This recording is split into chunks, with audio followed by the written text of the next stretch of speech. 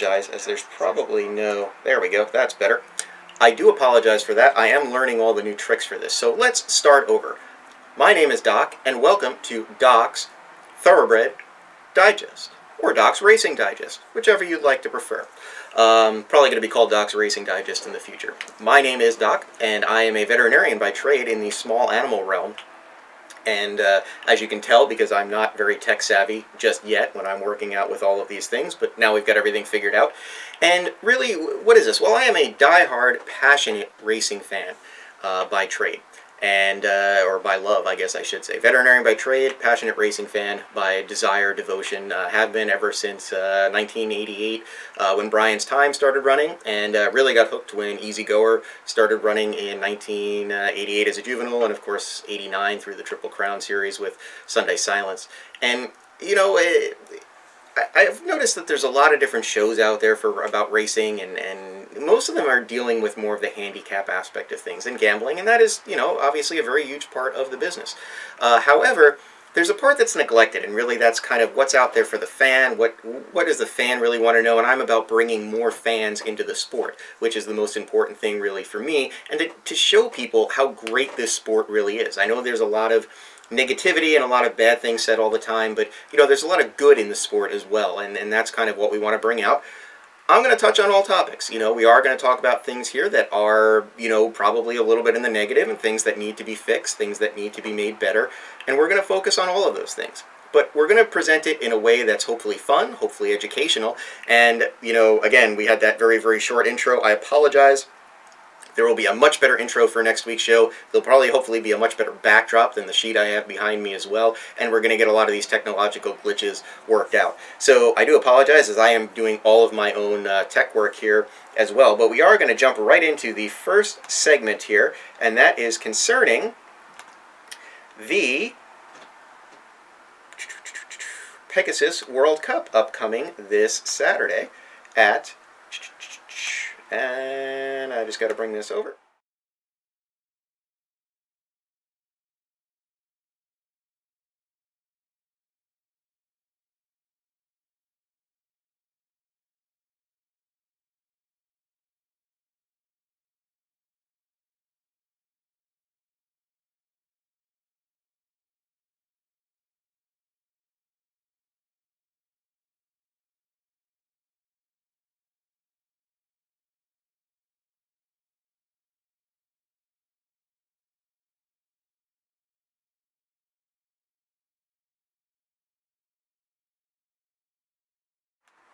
Okay, I do apologize for that. There was supposed to be sound with that video, but there wasn't. But that was anyway showing the post position draw and all of that for the Pegasus World Cup. And I am going to hopefully be able to pull up here the exact post position order that happened for the Pegasus. Just give me a second, and hopefully this will all work. And yes, we've got the sound now working here too.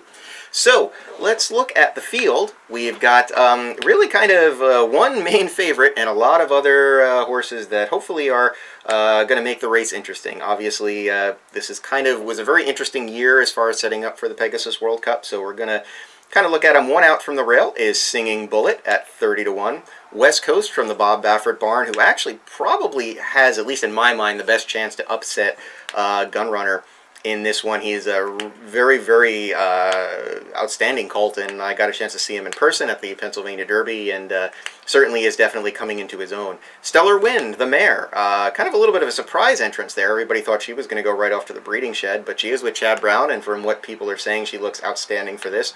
Sharp Azteca, you can never really count him out in any kind of race. He certainly runs well, and definitely runs well at Gulfstream as well. Collected, the other from the Baffert barn, and probably the one that's maybe being a little underlooked as compared to West Coast. He's really got a powerful 1-2 shot there. Gunnevera, another one that people are not really talking about. One you definitely got to watch. Does like Gulfstream. I don't know if the short stretch is going to be the best for him, but certainly will definitely come running. Fear the Cowboy, a big, big outsider. War Story, he's kind of a little bit of the wise guy horse, I think, in this year's running. And, you know, it's important to definitely not count him out, but a lot of wonder if he'll definitely be able to get it done. The real enigma in this is Toast of New York. Been gone for a couple of years, had one race over in England to prepare for this, and won that race impressively, and now is over here. Certainly would be not impossible, but a very unusual and unlikely winner of this race. And then, of course, you've got Gunrunner 4 to 5, the big favorite, just recently crowned horse of the year. And, well, I think people would be more solid on him if he didn't have that 10 post, that outside post with Gulfstream's configuration for a 1 1/8 race. Certainly is something to be concerned about, and we do worry about that a little bit, definitely from the standpoint that a lot of the horses that break from those outside gates on that configuration for a 1 1/8 races are at a huge disadvantage. If anybody remembers California Chrome last year, he obviously didn't run his race at all completely, but he really had to be gunned from that 12 post, the far outside, to even try to get into contention. And so that's kind of one thing that they're worried about. Seeking the Soul, Dallas Stewart. You can never count Dallas Stewart out in a big Grade 1 race. He always has a way, maybe not of winning them, but definitely jumping up and getting into the exotics. So you definitely want to carefully keep him in mind. And Giant Expectations as well is another one that, you know, is kind of a little bit of a rank outsider, but certainly one that you want to maybe look at rounding out your superfectas or things like that. So, you know, that's kind of the field. I do apologize. We had a little problem with the video here. I am going to try to show another video quick here. This is of the favorite, Gunrunner, who hopefully will be working here. And yes, it does look like the sound is working on this now. So you can actually see Gunrunner here making his final preparations at Gulfstream Park. And this was a couple of days ago here, just getting a nice little work through the stretch. Certainly, obviously, looks in form on his game. This is his final race before he goes out to the stud barn, so you know that they're going to have him fully cranked and ready to go no matter what happens in this race. They are just going to have him all set to go. So who do you like in the Pegasus World Cup? Obviously, if you don't like Gunrunner, there's certainly some great prices to have, and you know, there's another way that you can get in without spending a dime on potentially selecting the winner of the Pegasus and parlaying that, if you are very, very lucky, into $1 million. And the only way to do it is to stay lucky, and it's a wonderful new app that's been put out by America's Best Racing, and really, to tell you all about it, just check this little video out. Want a shot at winning $1 million? Who wouldn't? Here's your chance, the new Stay Lucky app from America's Best Racing. First, you've got to download it. It's available on Android and iPhone. Now that you've got it downloaded, just click on the app and set up your account. Once you're logged in, click on this quick tutorial on how to play. Now, you're just about ready to start picking some winners and building a streak. But before you do, a little help for you from some pros. Each week, the best races in the country are loaded onto Stay Lucky. All you got to do is click Make a Pick, and you've got a fresh menu of races to sort through. You can pick one horse for as many races as you like.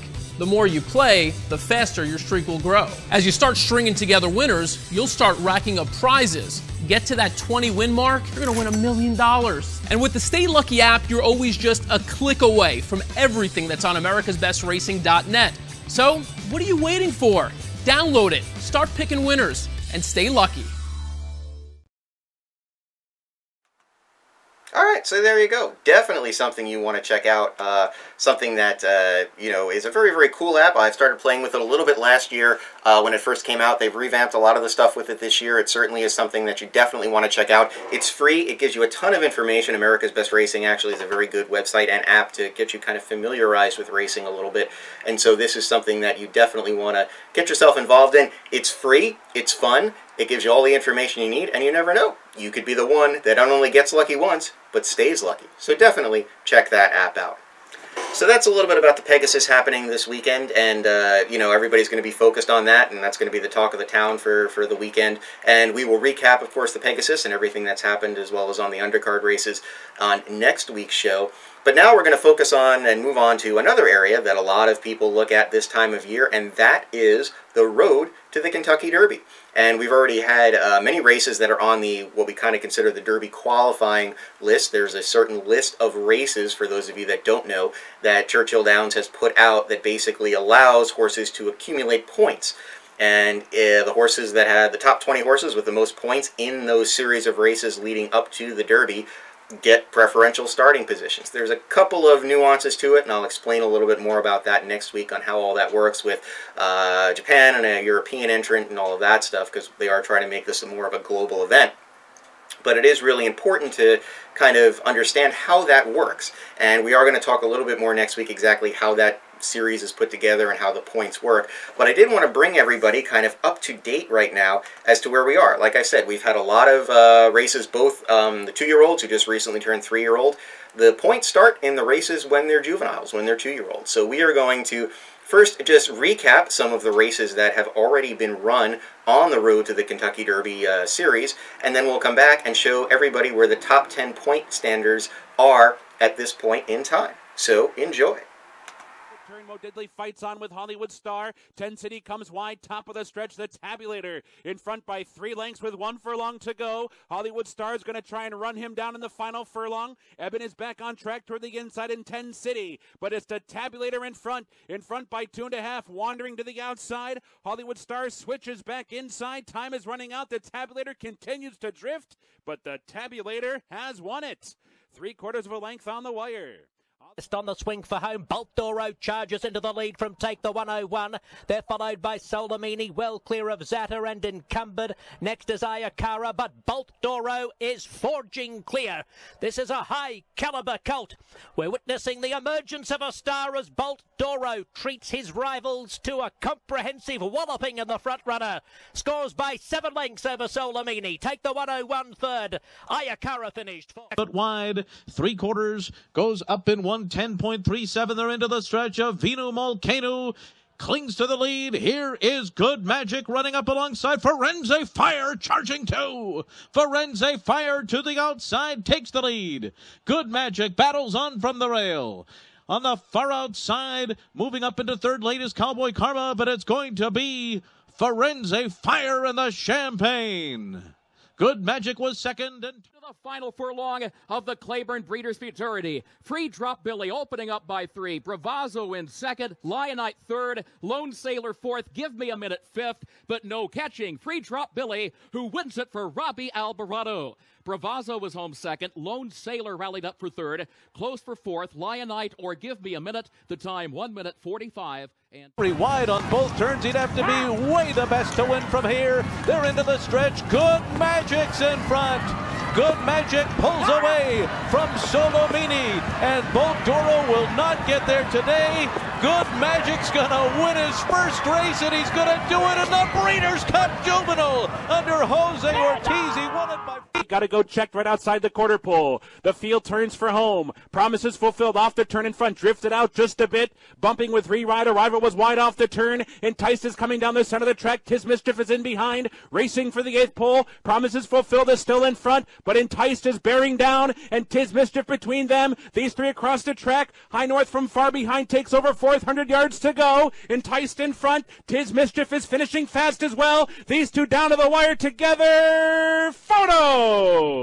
Noses up and down, either Tis Mischief or Enticed. Then it was front runners as they come off the turn and enter the stretch. And here is Catholic Boy now to take over the lead. Catholic Boy in front as they pass the 3/16 pole. Catholic Boy with a 3-length lead. Then Avery Island and Vouch and Tap Rap Strike and Alcatam. But it's Catholic Boy, and he may have grown up some today. Catholic Boy wins the Remsen under Manny Franco.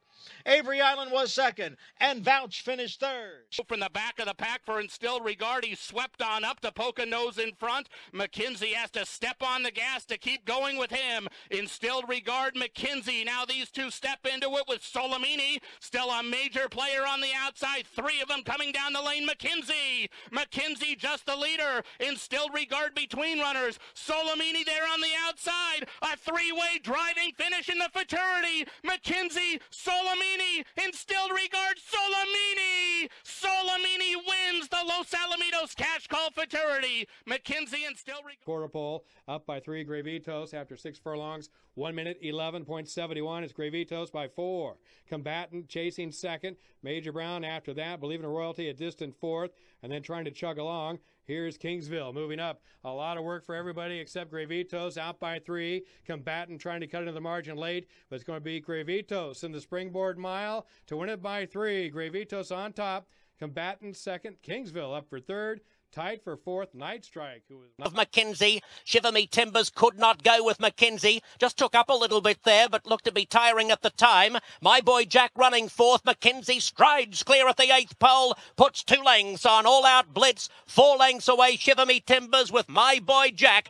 But it's a domineering display by the ultra-talented McKenzie as he takes the sham while well in hand. 3.5 lengths to All Out Blitz. My Boy Jack. Shiver Me Timbers. City. Old move on the outside of Factor This. They both have to get to 7 Trumpets, though, who has something left at the top of the stretch. 7 Trumpets wanders off the rail, leads by 1.5 lengths. Firenze Fire fully extended in the center of the track, followed by Regalian in third as Factor This drops back. 7 Trumpets resilient. Firenze Fire chasing as hard as he can, and he's now coming at him. Firenze Fire gradually getting to 7 Trumpets. Here is the line. Firenze Fire wins the Jerome. He had to earn it to beat a tough 7. Principe Guilherme. Evan is building momentum on the far outside. Lone Sailor dropping back now. Believe in Royalty. They're into the stretch. 3/4 in 1 minute 13.18 seconds. And Still Regard has taken the lead with 1 more furlong to go. Between horses looking to stay on is Snapper Sinclair. Principe Guilherme with a grinding run on the outside, but well inside the final half furlong with Javier Castellano. It's in Still Regard to win the Lecomte Stakes by 3.5 lengths. Principe Guilherme was second, Snapper Sinclair third, Zing Zang finished fourth. In the Smarty Jones and have a big lead. Marino is 3.5 in front of Combatant in second. Tap Daddy drops out and Marino is the leader. Combatant is now clearly second, but he's 4 lengths behind Marino, who is strong past the final 150 yards, and Marino is going to take him all the way in the Smarty Jones. Combatant clearly second. Marino to the wire to win. The 11th Smarty Jones goes. All right, so there you go. Certainly a nice little recap of all of the American Road to the Kentucky Derby races that have been run so far, and what you're looking at now is right off their website at KentuckyDerby.com. These are the top 10 point getters. I've really only gone to the top 10 because a lot of them really, then you get into the tons of ties for 3s and 2s and 1s, because there haven't been a ton of prep races for the 3-year-olds or newly turned 3-year-olds going on right now. But we see Good Magic. You've got a maiden winner, and basically his 1 win so far has come in the Breeders' Cup Juvenile, and it was quite impressive. Although if you look back at the way he ran in the Champagne, certainly the talent was there. I think he just took a lot of us by surprise, considering a lot of people felt, with it being out on the West Coast, Bolt d'Oro was really going to be one of the main singles in the Breeders' Cup Juvenile, and he just really did not get a good trip and did not fire, and obviously has been fighting a little bit of physical issues, but now is back on the trail, and hopefully we'll see him racing again soon. Firenze Fire, he's got 2 wins already. You know, he just kind of keeps plugging along. Competition he's faced is a little bit questionable, although, you know, obviously he did beat Good Magic up in there, so you got to consider him. McKenzie, probably one of the best horses on the West Coast right now, along with Bolt d'Oro. You know, those 2, 3, and 4. Soleimani, obviously anybody from Baffert you got to respect. Instilled Regard is one who definitely, when you look at the breeding side, is one that a lot of people are very high on, and also ran very, very well. If you look at that Cash Call Futurity, was right there battling it out in between horses, which is very, very difficult actually for a young horse to do and continue to battle on. And won the Lecomte very, very impressively, so he definitely is one to watch. Enticed, you know, Darley always, and Godolphin always looking for that elusive Derby win. Who knows, this might be the one. Free Drop Billy, Del Romans again, Kentucky boy looking for his first Derby. Gravitos, maybe you are a fan of the Grays. Certainly, you know, would be probably a little bit of a long shot to continue on at this point, but you never know. And Catholic Boy, hey, if you're a religious person and you got that hunch, you certainly got to root for him. So those are the top 10 that are going on right now, and so it's really important to follow that. And obviously, we're going to have some more of those races coming up next weekend, and we will preview some of those on next weekend's show. But right now, we are going to move on to our next kind of thing, and I wanted to tell everybody a little bit about, obviously I'm about trying to really promote things for the fans and get the fans more involved and just more education about the sport. And I'm part of a very, very amazing group, and the group is called Thoroughbred, and you'll hear a little bit about them, towards the end of the show as well. Let me just remove this. There we go. That's better.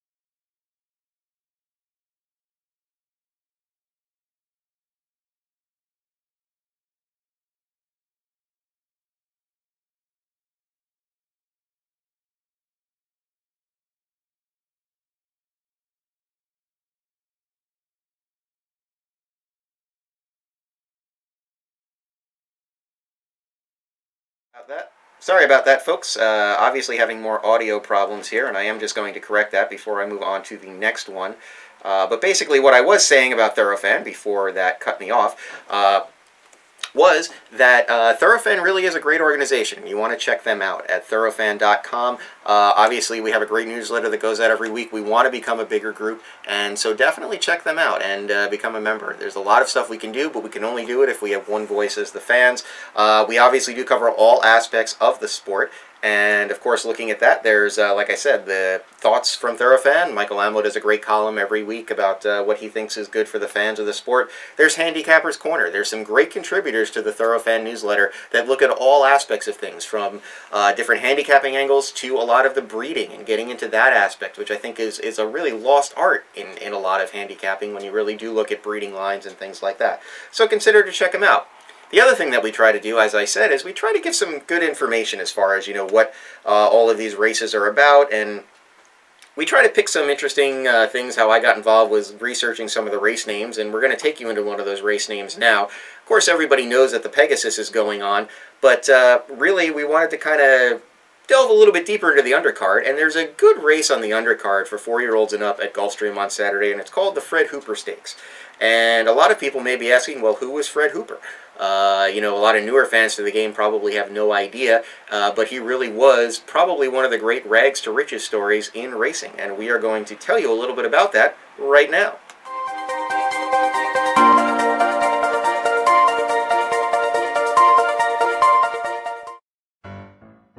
We all know the eyes of the racing world will be on Gulfstream Park for the Pegasus Invitational this weekend, but there are plenty of other good stakes races going on that day, and one on the undercard that caught our eye is called the Fred Hooper Stakes. Originally run at Calder Racecourse and called the Tropical Park Handicap, it was renamed in 1994 to honor a man who was one of the most well-known and respected participants in the sport of kings, and is a true rags-to-riches story who struck gold, roses, in his first try. Fred Hooper was born in Georgia in 1897, and after quitting school in the 8th grade, he held various different jobs, including that of a potato farmer, a prize fighter, and some might say ironically a schoolteacher, before he hit it rich in the construction business, using some of that money to first breed champion Hereford cattle on a ranch in Alabama. Wait, where? Alabama, son. He then turned his attention to the thoroughbreds and founded the Circle H Ranch in Ocala, Florida. Attended the sales in Keeneland in 1943 and purchased 3 yearlings. The first one of those purchased he named Hoop Jr. after his son. How good was Hoop Jr.? Hooper called him the best horse he ever owned, and he did go on 2 years after that purchase to win the Run for the Roses that first Saturday in May, 1945. Not bad for a first purchase, if you ask me.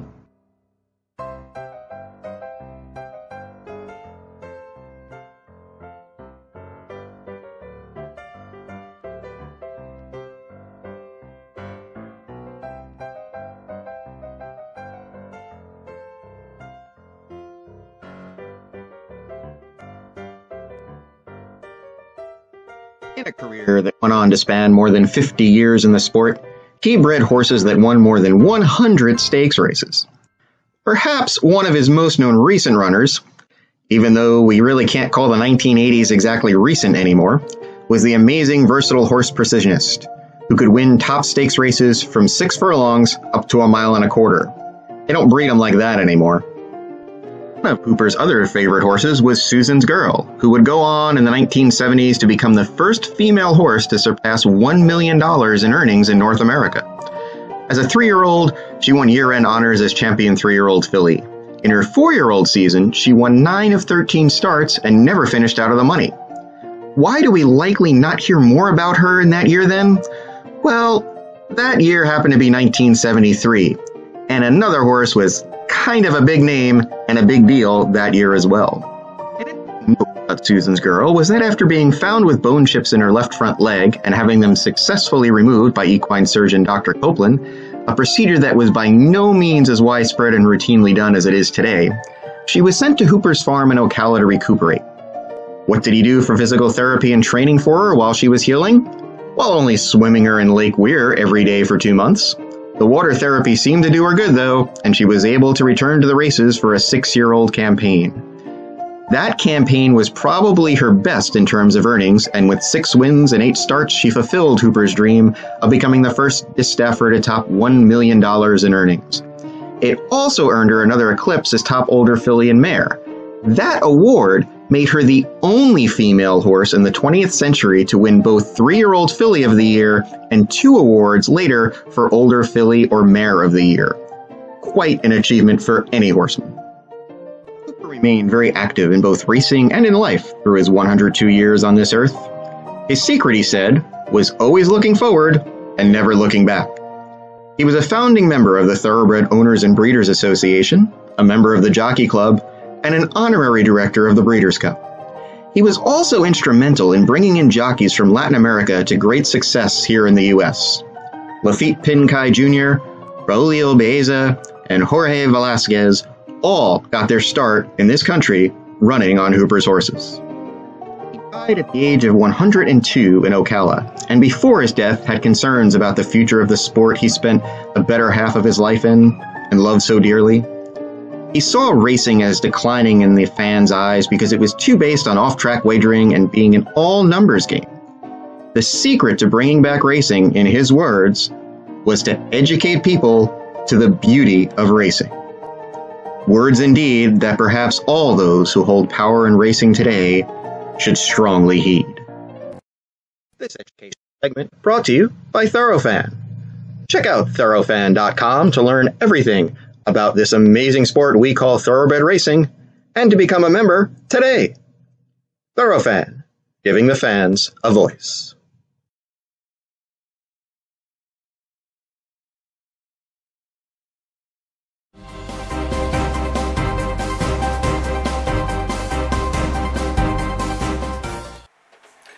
All right, so we've come to what would be more than likely the final segment for most of these shows, and that is something I like to call Doc's Discussion Points, and that is where we kind of delve a little bit deeper into the industry and pick a topic and at least hear my thoughts on it, and hopefully over time we'll be able to hear a lot of your thoughts on it as well. And the topic that I'm going to choose here, as I kind of scroll down to pull it out, is something that's kind of been well, seen a lot of in racing media and a lot of media over the last couple of days, and that is this. There's a wonderful woman out of New Jersey, Dina Albarano, who has founded, and I'm going to show the website in a second, I Care, I Help, and she has done amazing things about saving these horses that end up in these, what we call quote-unquote kill pens, or in the slaughter chain that come to be taken to the slaughter plants in Mexico. And if you're talking about where I am in Pennsylvania, one of the big stables is New Holland, and there's a lot of horses that go through the sales there as well, and some of them do end up on trucks and trailers that are then transported up to Canada for slaughter in Quebec, or if it's further down south, they are transported obviously to Mexico for slaughter.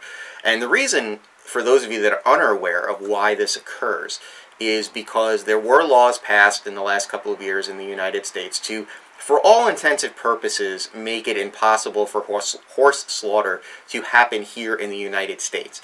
It hasn't sort of technically been banned outright, but what they've done is they've basically knocked out the funding to allow for U.S. Department of Agriculture veterinarians to be on site to oversee the process to make sure that everything is done right. So without the veterinarians and no regulatory oversight, you cannot have slaughter occur in the U.S. This was considered a very big win for a lot of the anti-slaughter advocates and things like that. But unfortunately, there was one part of it that they really could not get past, and that was the fact that they could not get the parts of the law passed, or a new law passed, that basically said that you had to close off the borders as well to prevent those horses from going out of the country for slaughter.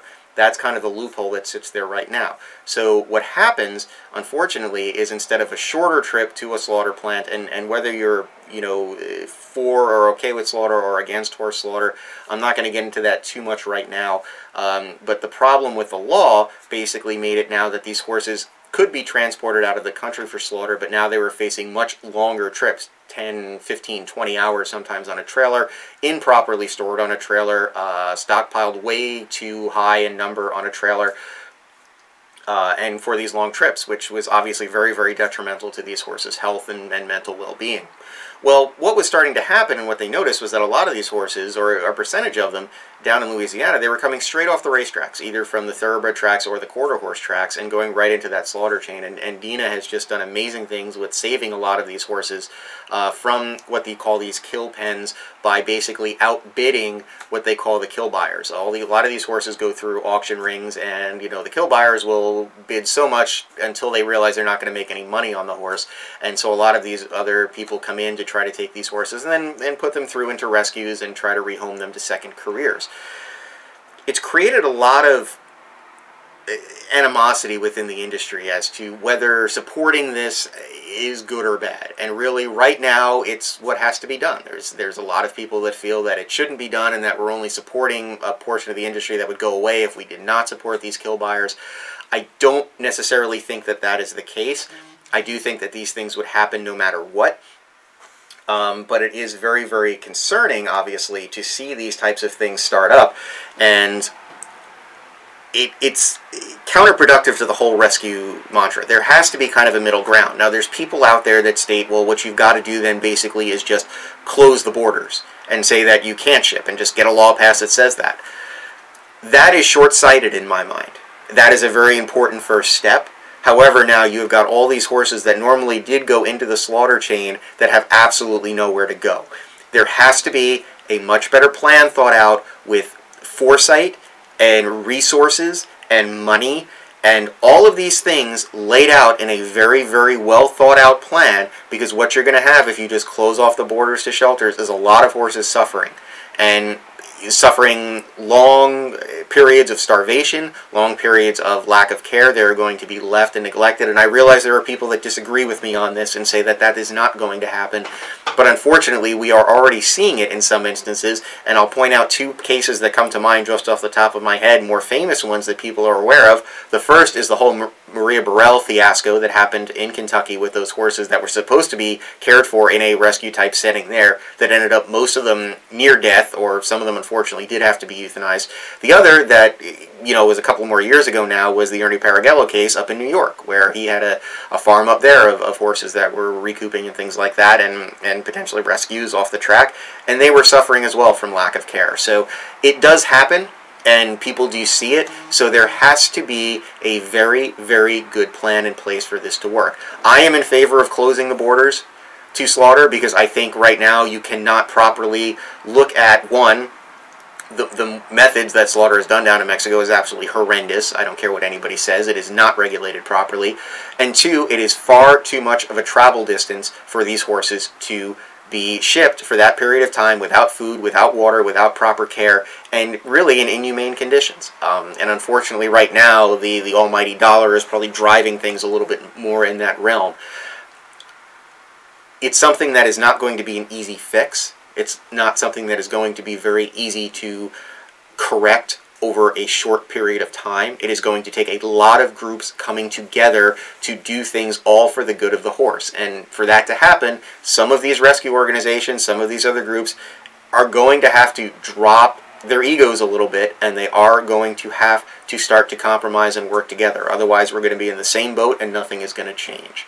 So really, that's a discussion point, and my first discussion point in Doc's discussion points when it comes to thoughts on this whole slaughter issue and how the racing game can help. And one other thing I'll add as we just kind of close this segment is, remember, and this goes back to what I was saying about having a plan in place, thoroughbred racehorses make up only maybe 10 to 15% of the horses that end up on the trucks to slaughterhouses and in the kill lots and, you know, shipped off by the kill buyers. So there's a whole bunch of other horses out there that are going to need care one way or the other if they are constantly surrendered to these auction houses and they have absolutely no place to go. So I urge the industry to start coming together and to start seriously discussing this and figuring out ways that we can all make this work. I do want to see tracks really, you know, come down hard with these anti-slaughter policies. I do doubt some of them if they really are enforcing them as much as they should. So there's a lot of work to be done. It can be done with people like Dina leading the way, and, you know, many other advocates as well. I'm just going to throw up her website here real quick for everybody to see as soon as I pop myself off the camera here for a second. There we go. So this is her website, I Care, I Help. I definitely think it's something you should check into. She's done amazing work. She's somebody who really doesn't like to take a lot of credit for what she does, so definitely check her out. Consider donating if you can, as well as to many of the other reputable rescues that are out there. You know, it takes a village for every one of these horses, and we all can kind of do it on our own in a helping way if we all just pitch in a little bit. So that is pretty much going to do it for the first episode here of Doc's Racing Digest. I do thank everybody for hanging in with me as we deal with some technical difficulties. Things will get better in the coming weeks. Next week we are going to recap the Eclipse Awards. I realize they did just happen last night, but I didn't have enough time to put things together on them today. So we will recap that last night. We're going to recap the Pegasus World Cup. We're going to have some more educational segments, and who knows, we might even be able to get a little bit of information from some of the great people at Thoroughfan or some other places. It's going to be a lot of fun. We're going to talk about a lot of different things. We're going to bring you into the racing world in a way that you really haven't been brought into the racing world before. So I do thank everybody for tuning in and checking all of this stuff out. And I hope to see all of you right here again next week. Please feel free to leave comments on what you think can be improved. I'm sure there's a long list after this first little bit of a debacle of a show. But we are going to get better, as I say. So happy racing. Good luck at the racetrack. May all the horses and riders come back safe this weekend, and enjoy the Pegasus World Cup. And we will see you next time on Doc's Racing Digest. One of the racehorse rescues that is very near and dear to Doc and many people in the Mid-Atlantic region is Pennsylvania Racehorse Rehoming, Rehabilitation, and Rescue.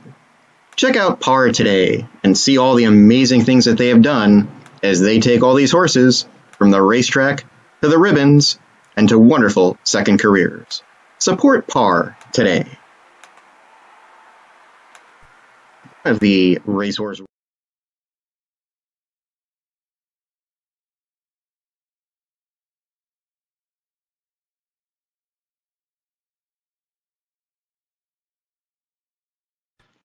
is a proud member of the organization Thoroughfan, the only nationally recognized fan organization for thoroughbred racing. Check out thoroughfan.com today and find out all the amazing things there are to learn about this great sport of thoroughbred horse racing, and also how to become a member and add your voice today. Thoroughfan, giving the fans a voice.